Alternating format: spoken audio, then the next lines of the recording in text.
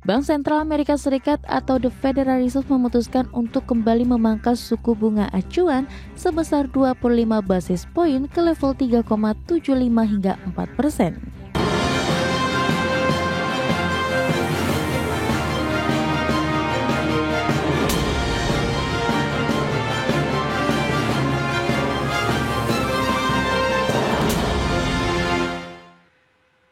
Ya, halo pemirsa, apa kabar Anda hari ini? Langsung dari studio IDX Channel Jakarta, saya Prasetyo Wibowo kembali hadir dalam Market Review, program yang mengupas isu-isu yang menjadi penggerak ekonomi di Indonesia. Live streaming kami bisa Anda saksikan juga di idxchannel.com. Dan langsung saja kita mulai Market Review selengkapnya.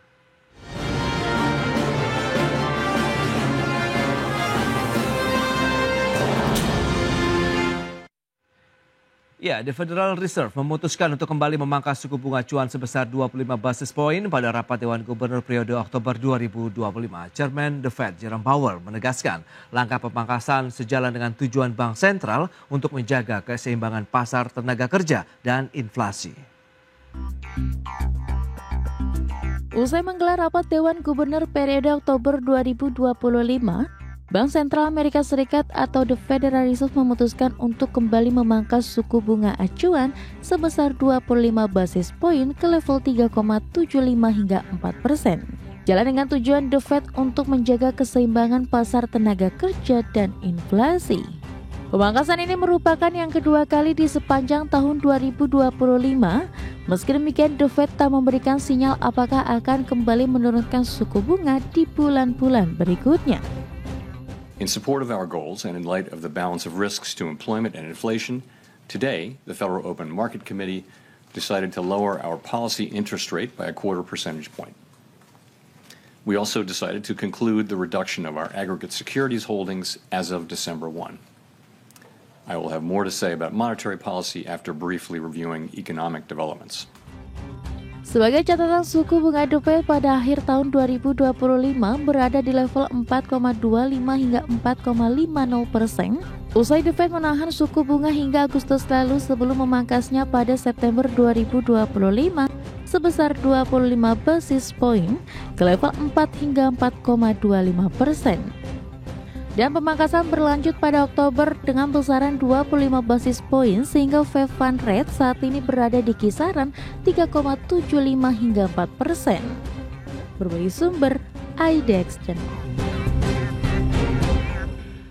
Ya, pemirsa, untuk membahas tema kita kali ini, The Fed pangkas suku bunga, ekonomi Indonesia siap melaju. Kita sudah tersambung melalui Zoom bersama dengan Bapak Handito Juwono, Kepala Sekolah Ekspor Nasional. Kemudian ada Bapak Wijayanto Samirin, Ekonom Universitas Paramadina. Langsung saja kita sapa ini. Halo, Pak Wija, apa kabar? Kabar baik, Mas Pras. Baik, terima kasih juga atas waktu yang disempatkan. Kemudian Pak Handito, apa kabar Pak? Kabar baik, Mas Pras. Baik, terima kasih juga atas waktu yang disempatkan. Langsung saja ini Pak Wija, mungkin bisa mereview dengan keputusan dari Bank Sentral Amerika Serikat yang akhirnya memutuskan untuk kedua kalinya begitu ya di tahun 2025 ini untuk suku bunga acuan The Fed. Apa yang bisa Anda cermati? Apakah memang ini sudah sesuai dengan konsensus ekonom juga di dalam negeri begitu, Pak Wija? Ya, kalau para ekonom sebenarnya melihat ini sesuatu yang sudah terprediksi ya. Oke. Karena beberapa variabel. Yang pertama, inflasi di Amerika ternyata tidak seheboh yang dikhawatirkan akibat trade war. Okay. Apalagi The Fed secara paralel dia juga menarik likuiditas di pasar gitu ya. Kemudian yang kedua, kita tahu salah satu tugas The Fed adalah menstimulus penciptaan lapangan kerja. Nah, ini masih menjadi sesuatu yang mengkhawatirkan di Amerika. Jadi penciptaan lapangan kerja jauh lebih rendah dari perkiraan. Kemudian variabel ketiga adalah variabel Trump. Karena Trump itu insist agar The Fed terus-menerus memangkas suku bunga acuan. Sehingga kalau kita lihat keputusan The Fed ini bukan keputusan yang bulat gitu ya, terbelah. Okay. Tapi jumlah yang mendukung penurunan itu lebih mayoritas. Saya rasa ini peran Trump ada di balik itu. Dan bagi ekonomi Amerika sendiri ya harapannya pekerjaan tercipta begitu ya. Tetapi permasalahan ekonomi Amerika kan tidak sesederhana itu. Yeah. Kita lihat misalnya perang dagang ini ada begitu banyak produk Amerika, produk pertanian yang ternyata di stop importasinya dari Cina. Ini suatu permasalahan besar. Kemudian uncertainty ini juga membuat banyak negara kemudian mencari alternatif partner. Nah, ini tantangan luar biasa bagi Amerika. Oke. Ini sudah diprediksi, tapi apakah impact-nya seperti yang diharapkan oleh pemerintah Amerika? Saya rasa masih jauh dari kesimpulan. Oh oke. Ini dia menarik, nanti kita cermati lebih lanjut. Nah Pak Hanito, dari sisi pelaku usaha khususnya eksportir begitu melihat langkah Bank Sentral Amerika Serikat dengan menurunkan suku bunga acuannya sendiri bagaimana? Apakah memang ini menjadi angin segar akan memberikan dampak positif atau seperti apa sih kalau dari sisi pelaku usaha begitu Pak Hanito? Iya, saya rasa ya, itu yang dilakukan oleh Amerika Serikat ini pasti punya dampak ya, karena begitu dia turunkan suku bunga kan mestinya daya tarik untuk masukin investasi lagi di Amerika Serikatnya ya di satu sisi itu akan di dalam negerinya meningkat, tapi juga ada kecenderungan untuk pindah itu US dollarnya ke negara-negara lain. Nah, bisa juga kemudian masuknya ke Indonesia, dan ini mestinya juga harusnya menekan suku bunga di Indonesia kembali kan gitu ya. Hanya saja menekan suku bunga ini jangan hanya bunga depositonya yang turun, ini bunga pinjaman ini yang harus turun ini. Saya rasa Bank Indonesia harus meneriakin perbankan ini supaya lebih efisien, supaya lebih turun. Kenapa begitu? Karena momentum ini harus diambil ya, karena ini memberi kesempatan buat pelaku usaha untuk tumbuh kembali. Ini kan boleh dikatakan pelaku usaha lagi tertahan ini, ya, entar dulu kapan mulainya. Nah ini kesempatan bagus. Nah saya mengatakan kesempatan bagus karena ini memberi sentimen positif. Tetapi di sisi yang lain ada dorongan dari Pak Presiden Prabowo untuk kita bergerak ini, apalagi di sektor pertanian, di sektor pangan. Nah kali ini saya ingin menyoroti bagaimana kita ini mengoptimalkan ekonomi pangan Indonesia. Saya sengaja pakai baju ini dengan background lahan pertanian ini sebenarnya ingin mengajak kita gitu. Ekonomi Indonesia ke depan itu mestinya harusnya kita bangun sekarang ini lebih agresif lagi, memanfaatkan momentum turunnya bunga Fed ini tadi, bunga acuan Fed. Nah ini kita dorong. Nah tentu saja membangun ekonomi pertanian perlu waktu ya. Tetapi yang saya sebut ekonomi pertanian itu mulai dari primernya, pertaniannya, perkebunannya, perikanannya, pokoknya hal-hal yang di hulunya. Tapi juga industri olahannya, industri pangan olahan. Dan kemudian sampai kemudian nanti ekspornya kan gitu. Nah kalau lihat sekarang ini posisi kita ini nilai ekonomi pangan kita ini kan kira-kira 7% dari PDB lah sekarang ini ya. Dengan ekspornya kira-kira ya dari 7% itu kira-kira ekspor pangan olahan itu kira-kira 60% dari total ekspor total pangan kita kan gitu. Nah ini ke depan harus kita dorong itu supaya kalau sekarang kita ini dari PDB ini ekonomi pangan sumbangannya 7%, nantinya ini katakan 2045 menjadi 11-12% gitu. Dengan ekspor pangannya meningkat dari sekarang sekitar 55 juta US dollar, nah itu meningkat jadi 220 miliar US dollar gitu ya. Jadi meningkat besar kan, ekspor pangan olahnya dari 35 miliar US dollar menjadi 160 miliar. Kalau ini kita bisa gerakkan begini, maka sentimen ini bermanfaat, dan saya yakin Pak Presiden Prabowo, apalagi nih Pak Menteri Keuangan yang baru ini Pak Purbaya ini mudah-mudahan juga ayo nih duitnya jangan tidur-tidur, pakai untuk buka lahan pertanian yang besar, bikin industrialisasi yang besar-besaran. Karena industri pangan itu tidak hanya membuat kita bisa hidup lebih baik, tapi kita bisa memberi hidup lebih baik juga buat dunia gitu. Dan ini mendukung diplomasi Indonesia juga kan gitu. Baik, itu dia menarik. Lantas apakah memang keputusan ini juga akan mempengaruhi terhadap perekonomian global, kemudian juga perekonomian Indonesia? Kita akan bahas lebih jauh nanti di segmen berikutnya Pak Wija dan juga Pak Hanito. Kita akan jeda dulu sebentar, dan pemirsa tetaplah bersama kami.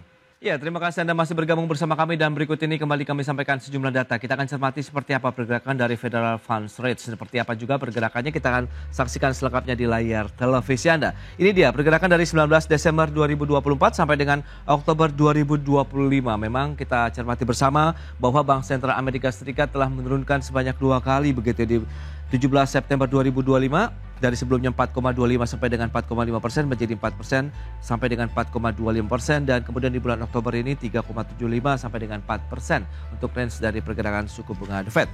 Dan berikutnya bagaimana dengan pergerakan suku bunga acuan Bank Indonesia? Ya, ini juga menarik dicermati pergerakan dari Januari sampai dengan bulan Oktober ini setelah bertahan 4 bulan 5,75%, kemudian di bulan berikutnya di bulan Mei turun menjadi 5,5%, bertahan sampai dengan Juni, kemudian turun beberapa kali menjadi 4,75% di bulan September dan bertahan 4,75% di bulan Oktober ini. Perbandingannya 4% dan 4,75% antara Indonesia dan Amerika Serikat. Lantas bagaimana dengan pergerakan nilai tukar rupiah? Data sampai dengan kemarin Gisdor Bank Indonesia kita akan cermati bersama, sempat di 16.645 nilai tukar rupiah terhadap dolar Amerika di tanggal 23 Oktober. Kemudian sempat juga mengalami penurunan ke 16.622. Kemudian beberapa hari terakhir ini sampai dengan kemarin ada kecenderungan ada kenaikan sedikit begitu ya, dari 16.622 menjadi 16.640 per dolar Amerika Serikat. Itu dia beberapa data tadi yang sudah kita sampaikan. Nah, dengan informasi pergerakan dan spread lah kalau bisa disampaikan begitu Pak Wija, bagaimana pandangan Anda? Suku bunga acuan Indonesia, suku bunga acuan dengan Amerika Serikat sebenarnya ini kalau memang tadi Pak Hadito menekankan momentum ini harus bisa dimanfaatkan oleh Indonesia begitu Pak Wija. Ya, kalau Amerika kita harus melihat ya, memang US dollar ini sedang melemah dibandingkan mata uang utama di dunia. Oke. Jadi dibandingkan 6 mata uang utama dunia, US dollar ini year to date itu melemah sekitar 8,4%. Kemudian rupiah melemah terhadap US dollar sekitar 3,1%. Jadi sebenarnya rupiah itu melemah terhadap mata uang 6 mata uang global itu sekitar 11%. Nah, kalau kita bandingkan rupiah dengan Singapura dolar, rupiah dengan Thai baht, rupiah dengan Malaysian ringgit, itu penurunannya ya kira-kira pelemahan rupiah sekitar 8% sampai 11%. Jadi memang tren rupiah ini sedang melemah. Kalau ditanya dampak apa yang dilakukan Amerika bagi ekonomi dunia, yang jelas pasti investasi portfolio di Amerika itu menarik. Apakah itu saham ataukah itu surat utang. Jadi akan banyak aliran dana ke sana. Nah, ini menjadi tantangan bagi investasi portfolio di banyak negara di dunia, termasuk di Indonesia. Nah, kalau dari sisi FDI, investasi di real sector, saya rasa tidak akan banyak menggeser karena ini lebih dipengaruhi oleh kondisi fundamental dan struktural ekonomi di masing-masing negara. Orang akan investasi di Amerika itu masih pikir-pikir. Kenapa? Karena uncertainty di bawah kepemimpinan Trump ini luar biasa. Okay. Dalam konteks ini, apa yang kita bisa manfaatkan adalah ya kita memperbaiki diri internal kita. Karena pertumbuhan ekonomi kita, seringkali kita selalu menggambarkan, kenaikan Fed rate akan berdampak A, B, C, D. Dalam prakteknya, ekonomi Indonesia ini totally domestic.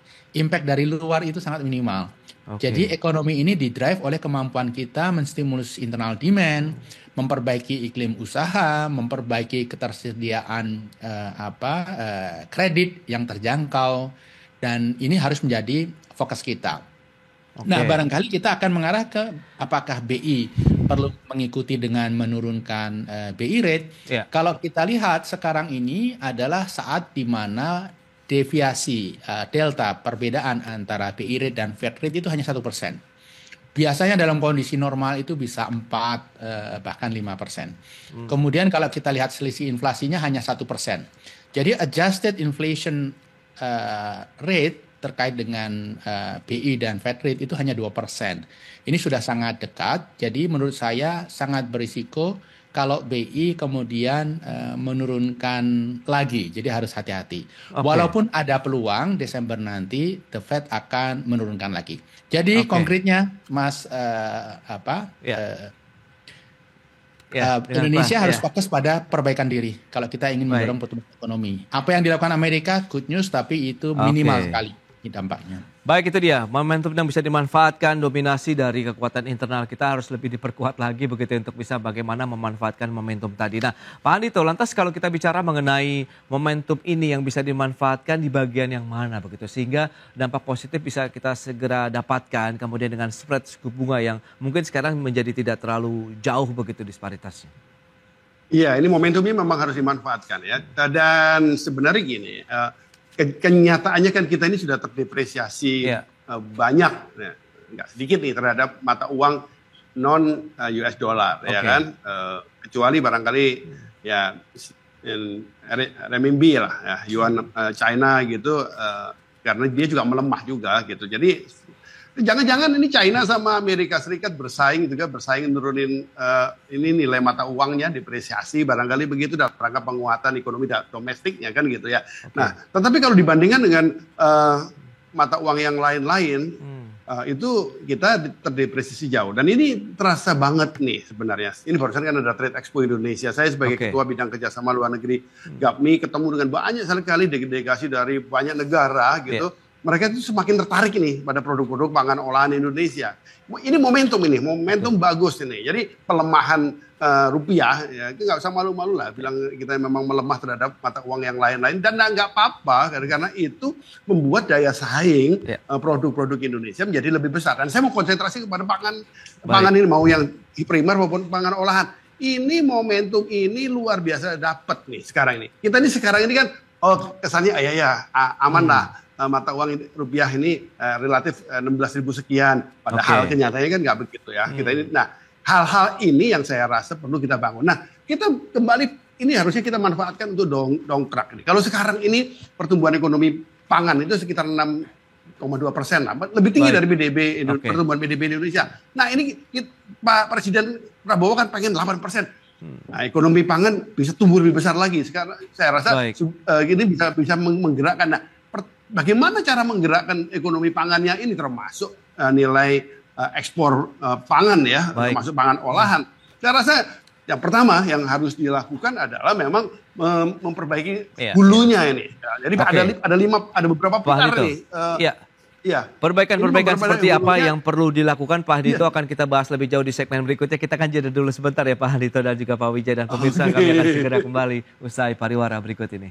Ya, terima kasih Anda masih bergabung bersama kami, dan kita akan lanjutkan kembali perbincangan bersama dengan Bapak Wijayanto Samirin dan juga Pak Hadito Juwono. Baik, nah mungkin bisa dilanjutkan nih Pak Hadito, kalau memang tadi apa saja nih strategi yang perlu disiapkan baik oleh pemerintah sendiri maupun dunia usaha kita untuk bisa memanfaatkan momentum dari penurunan suku bunga The Fed ini? Ya, ada beberapa hal yang saya rasa kita perlu lakukan ya untuk mendorong agar Indonesia ini, apalagi ekonomi pangan ini bisa maju, memanfaatkan momentum perubahan inilah mata uang dan khususnya di rate the Fed ini. Yang pertama saya rasa kalau kita bicara pangan, maka modernisasi hulu ya. Sekarang sudah dilakukan dengan bagus, pemanfaatan drone, pemanfaatan teknologi pertanian yang presisi, digitalisasi itu sudah makin besar, dan ini menggerakkan anak-anak muda. Saya ketemu dengan banyak teman-teman, ini barusan ada Pertamuda di Jogja, anak-anak muda banyak banget sekarang yang memberi perhatian pada sektor pangan karena mereka melihat ini masa depan karena modernisasinya jalan. Yang kedua, industrialisasi yang punya nilai tambah. Nah, ini yang saya rasa harus kita lakukan. Selama ini kan ada program hilirisasi. Udah fokusin aja lah hilirisasinya kepada yang sektor pangan ini kan gitu ya. Kalau ini dikebut Danantara, kita bisa minta ayo investasi lah di industrialisasi yang sektor pangan. Tapi jangan diambil semua sama Danantara ya. Kasih kesempatan lebih besar lagi buat yang swasta industrialisasi di sektor pangan ini. Yang ketiga, memang kita perlu mengembangkan mau SDM-nya, kewirausahaan pangannya gitu ya. Kami selama ini melalui program Ayo Bisnis Pangan, Sekolah Pangan itu kita dorong ini terjadi peningkatan kapasitas dari SDM, apalagi yang muda-muda. Dan yang keempat, ini kita bicara tentang branding. Nah, ini terjadi. Trade Expo kemarin itu kita tampil luar biasa. Banyak banget hall yang isinya adalah produk pangan, baik primer maupun yang industri olahan. Dan itu menarik perhatian besar. Ini harus kita lanjutkan, jangan hanya di dalam negeri. Kita harus lebih sering lagi berpameran di luar negeri, sehingga kalau 4 hal itu kita lakukan, maka pertumbuhan ini akan dapat momentumnya gitu. Memanfaatkan momentum penurunan suku bunga The Fed ini haruslah kita manfaatkan untuk jangka panjang pembangunan ekonomi Indonesia, khususnya yang basis ekonomi pangan. Baik, nah Pak Wija, lantas bagaimana kalau dari sisi ekonomi melihat begitu dengan tantangan yang ada dari dalam negeri seperti yang Anda fokuskan tadi, begitu dominasi ataupun dominan bahwa dari sisi ekonomi lokal kita memang harus lebih dikuatkan, tapi apa yang perlu kita jabarkan atau lakukan begitu? Mengingatkan beragam stimulus sudah berjilid-jilid juga dilakukan di tahun ini nih Pak Wija. Ya, makasih Mas Pras. Jadi ada 2 komponen ya. Yang pertama komponen iklim berusaha. Ini Oke. harus betul-betul didorong. Ini harus kita jadikan momentum. Apa yang dilakukan pemerintah dengan memberantas illegal ekonomi itu bagus. Itu harus dijalankan terus. Tidak boleh kendor, harus gaspol.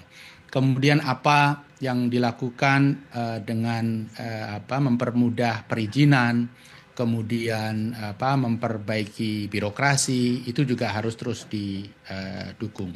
Nah, hal yang perlu menjadi perhatian adalah kebijakan pajak. Jangan Baik. terlalu cepat berubah-ubah. Ini membingungkan. Ini membuat real sektor itu takut untuk melakukan ekspansi. Oke. Juga regulasi terkait dengan perburuhan ini juga harus terprediksi. Kalau enggak, real sektor khususnya sektor yang menciptakan banyak lapangan kerja itu akan mengerem ekspansi. Kemudian di komponen yang lain, Mas Pras, yang Oke. harus kita dorong adalah ketersediaan kredit dengan bunga yang terjangkau. Jadi di Indonesia ini ada fenomena aneh. Penurunan BI rate itu tidak diikuti oleh penurunan bunga kredit. Bahkan deposito pun tetap terus naik pada saat BI rate turun. Ini fenomena aneh. Salah satu faktornya adalah bagi bank, dia mempunyai pilihan akan memberikan pinjaman kepada real sektor atau naruh di SBN Oke. dengan bunga 6,5%. Nah, faktanya, nampaknya banyak bank yang memilih naruh di SBN. Sumber dananya dari mana? Dari deposito. Deposito bunganya dinaikkan, kemudian untuk menarik dana pihak ketiga, kemudian disalurkan kepada SBN, bukan kepada real sektor. Itu Oke. dia kenapa Gubernur BI mengatakan undisbursed loan kita hampir 2.500 triliun. Kemudian kemarin Pak Menkyu menggelontorkan tambahan 200 triliun, ya tidak terlalu berdampak karena dari sisi proporsi masih terlalu kecil dari yang available di market. Jadi Oke. itu dua aspek yang harus menjadi fokus. Baik, tapi menurut Anda, Pak Wija, singkat saja begitu. Apakah Anda melihat ini akan menjadi tantangan tersendiri untuk menjadi mendorong ekonomi kita bisa lebih kencang lagi? Sementara kita harus memanfaatkan momentum dengan penurunan The Fed, tapi kita masih ada tantangan tersendiri dengan sektor real juga yang mungkin Anda katakan perlu keterjangkauan dari suku bunga pinjaman di sana. Ya, yang menciptakan pertumbuhan, yang menciptakan aktivitas ekonomi, yang menciptakan lapangan kerja itu swasta, bukan Oke. pemerintah. Kalau pemerintah mengandalkan APBN dengan berbagai stimulus, insentif, itu akan capek dan Oke. itu akan habis amunisinya. Ya, Fiskal kita sangat terbatas. Jadi yang perlu menjadi fokus pemerintah adalah memberikan karpet merah kepada dunia usaha, khususnya sektor industri manufacture untuk bisa bertumbuh. Caranya seperti apa? Dengan langkah-langkah yang tadi kita sudah diskusikan di depan, Ya. Mas Pras. Baik. Itu dia beberapa poin yang sudah disampaikan. Itu dia, demikian. Terima kasih Pak Handito, kemudian Pak Wija atas informasi, update, dan juga insight yang sudah diberikan kepada pemirsa pada hari ini. Selamat melanjutkan aktivitas Anda kembali. Salam sehat. Sampai berjumpa kembali Pak Wija, Pak Handito. Terima kasih.